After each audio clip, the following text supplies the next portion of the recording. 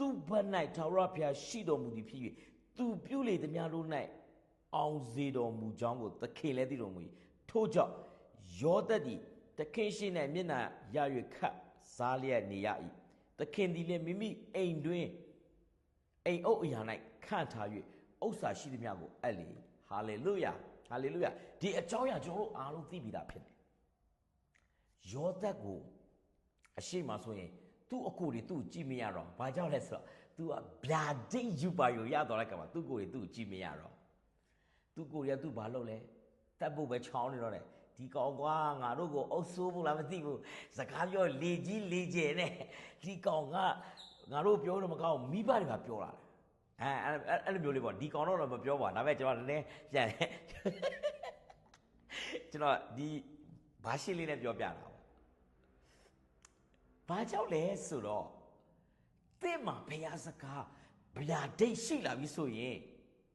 သင်ဖြစ်ကိုဖြစ်လာမှာဖြစ်တယ်အာမင်ဟာလေလုယာအသက်ရှင်တဲ့ဘုရားလက်ခုပ်တီးပြီးချီးမွမ်းရအောင်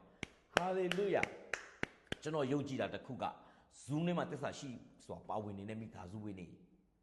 online မှာပါဝင်တဲ့မိသားစုဝင်နေကျွန်တော်တို့မှာအရေးကြီးဆုံးကလေငွေလည်းမဟုတ်ဘူးတခြားအရာလည်းမဟုတ်အရေးကြီးဆုံးကဘုရားရဲ့ဗျာဒိတ်တော်စကားပဲဖြစ်တယ်